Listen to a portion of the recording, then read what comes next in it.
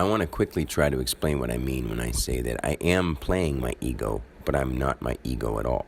Now, everyone else is doing the same thing, except they really believe that they're their ego, that they're their body, and that they want that storyline that they remember up to this point in time to continue carrying out without any hiccups or any bumps or any missteps.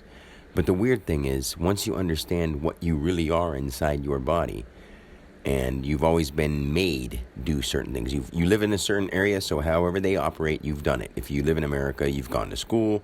After you got done with school, and during that time, you could have played sports, and that'll all resonate with your name and your location and stuff like that, and it'll make sense if I elaborated on it, but I'm going to make this quick. So you wanted to go along with that same story. You wanted to tell yourself the story, and you wanted it to go smoothly.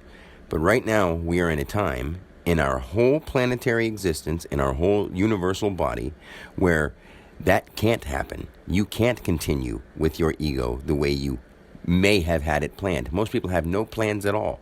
They just got a job, and they don't even know what they want to do tomorrow because they've got to work. Because they're going to maybe, I've got a good job, I've got good money in place, and they've never had their own plan. They've always had a plan within their options. And that's not who you are. You've never been that. And when you understand that, you realize that that course that you wanted to stay on isn't possible because it was never there. It was projected by somebody else. And then when you finally do wake up and you actually finally are really alive, you look around and you see that nobody else is really alive. They're there. They're in there somewhere. But when people say that people are androids or they're side background characters, it's just because they don't even realize that they're only living a life that they've fabricated out of their ego, and they're trying to stay in a comfortable timeline. And they don't even know that they're doing it until you tell them. And then they just can't imagine what you're talking about, and they don't want to hear that because no way, nuh-uh. But they are. Each and every one of us, there's no one who is exempt from this. No matter what they do. And because I know it, they seem like they'd be mad at me about it. But I can't help that I know this. Our ancient natives did know this. But there wasn't so many details for them to have to worry about when they spoke to the wind and the tribe down the way and this thing over here. Like there were certain points in time where we had a lot of technology. And there was very civilized people. But then we also had times when it seemed like we didn't have any technology and very uncivilized people. But the uncivilized people communicated with nature in a much more civilized way than we do, because we use it to exploit it and show it outwards. We're using our abilities to bend light and to use nature to impress each other, to benefit for ourselves. We used to do it the opposite way around, to provide for each other and to take care of ourselves. And now we've got to find a balance, and we can. That's what's happening right now. And people don't want to understand that once they get a little shaken and find out that smooth pattern course they wanted to stay on from what they've done up to this point and just wanted it to somehow keep going along without any hiccups, and they hadn't made any plans. They really hadn't made any plans. They got a job, and they started making some money, and they got some money saved up, and they got a house and a car. Oh boy, you got a couple possessions. Now, that person, that thing that's inside that body, now what does it really want to do? Is that what it wants to do? Does it want to retire? And, maybe vacation a couple times a year in their little vacation home, some little quaint place? No, that's not what you want. And you realize that when somebody says it to you because they've been through it and they know that's not what you want to do. It isn't. You may have yourself convinced that I'm okay with just settling down because I can't stand, I just want to retire. I've been working this whole time. I'm sorry that happened. But guess what? You're still alive now, and now your life is starting. No matter if you are retiring or if you're in the middle of a job or you're 20 or you're 10 or you're 5 or 106, it doesn't matter. You are living along a timeline, and you finally have the chance to live for yourself and exercise your true free will and exercise your own real, unalienable divine rights, where you make your choices and you deal with things the way they happen. This isn't anybody trying to provoke any problems. It's actually someone who's trying to heal all the broken souls, which every single person, a human being, or representing a human being body, is a broken piece of light. The broken souls. All of us are one, and we are a broken piece of light. So all those individual souls out there, all those star seeds and star children and those shining ones, you all are. And I'm saving your soul and bringing you back to the one. That's literally what I'm doing. And the thing is, you don't want to hear that because you want to stay on your little ego course. And you can't. You're not going to be able to, no matter how hard you try.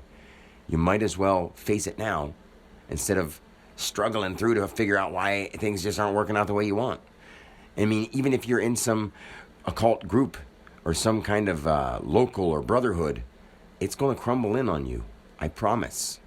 And not because I want it to. I don't wish you any harm either. But it's going to. You're not going to be able to take advantage of another human being or your fellow man or nature anymore because the big thing is happening. You can't prevent this. I've seen it. I've seen it from your eyes. I've seen it from my eyes. And I've seen it from the eyes of everybody and everything around us watching and partaking in this event. I know what's happening here. And we can influence it into a certain kind of change, but it's going to go a certain way no matter what, because we've gone to a certain point, and it's inevitable. Like, if you break your arm, it can heal back, it can leave a scar. Well, this one, we have a illness, a sickness, a devastation in our planetary and universal body because of what we've done. As the human beings who are supposed to be the stewards and the shepherds, not the bloodsuckers and the bad people. But we were the disease, and we can fix that disease.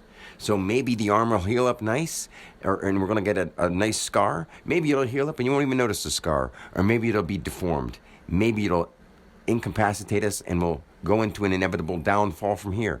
Those are all choices we can make. And it's all based off of what you do with your life, with how you talk to people, with how true and honest you're being with yourself and others, and what you do in the world. That is what we need to focus on. You need to get over your own personal ego stuff and all this flashy material world with makeup and stars and glitter and even your sport events and your I don't know, out singing or karaoke at the bar with your buddies, or no matter if you're a down-home country folk or you're a urban city dweller. It doesn't matter. Whether you're an aborigine in the bushes or you're a space station studier, it doesn't matter. It's time for you to get your head in the right place and realize that the universe, the planet, the earth that you are part of needs you. You can't escape. You can't even go out to Mars because that's not going to do anything different. You're still on your timeline. And you need to break away from it. And the only way to break away from it is to not let other people tell you how to be. And when you say they're not, I'm just going to go to my job and work for money, you're still living in a pattern of somebody telling you how to do this thing with money and how to have a financial system. The financial system is like final with anch in the middle of it. You don't understand what words really mean. It means it's holding you down. You're in a financial pinch because you're not in place with financial. So why would you be in a P, which means the place? It's the fourth dimension. It's the fourth D. 4 times 4 is 16, which is P. So when you're in a pinch, a financial pinch, it's because here in place, I can't go anywhere. Not even an inch. That's what it means. It's like P-I identified now, concept here. A pinch, right where you're at. Ow! So when you're in a financial pinch, let's say form or familiarity, identified nature. As nature, concept. Identified as life, or as ling, as it lies. Financial. So we've turned that into something that makes it final. Final. You can't anch. You can't A-N-C-E, or A-N-C-I-A-L at that point when we say financial. But when it sounds like finance, I'm just trying to say how the sound sounds. I mean, sorry for that. But anyway, just take the word and look at it. It's the word fine, or final. And fin means done. And then anchal. If you just can't figure out what that kind of stuff means, not ancient, but in front of you. Anchal. I-A-L. Identified as it's going to lie, as it's going to come in front of you, because we read from left to right in this language. financial means it's what's going to decide what comes before you. And that's not cool because your brain believes it, and it may just seem like a word. But if you believe that word and you operate with that word and everybody understands what this word means because they've learned these definitions, well, they've been defined and they're living confined by not knowing that they don't need to do it anymore. They need to get out of that headspace that somebody else created for them and find their own heart space and then bring that up into their headspace. That happens by changing what you eat. If you don't, you'll only maybe comprehend it, but you won't be able to feel it and understand why you should, because you don't want to give up your little addictions, or maybe it's a major addiction of the things that you are okay with killing so that you can consume them. There's a difference between killing and cooperating. There's no cooperation with a kicking, screaming thing. That's not cooperation. That's killing. Now, when you have cooperation of something that you grow, you love, you harvest, and it blooms with beauty for you, and then drops a fruit or offers a leaf or whatever, and you trim it and you speak with it, you commune with it. You don't have to speak out loud. You speak with your heart, your emotions. You emote to plants. They feel it. They're your plant family. They're the second dimensional beings that when you truly sit still and understand that there's a second dimension that you can access right from your sitting and paying attention, you'll see that life is a lot bigger than you've ever imagined. No matter what somebody told you, because you've only imagined within other people telling you, not from you finding it with a clear mind, not with other things on it, from this idea-stricken world. Stricken not always in a bad way, but it has ideas in place and you've used them. Anyway, I'm going to leave it at that for now. Peace.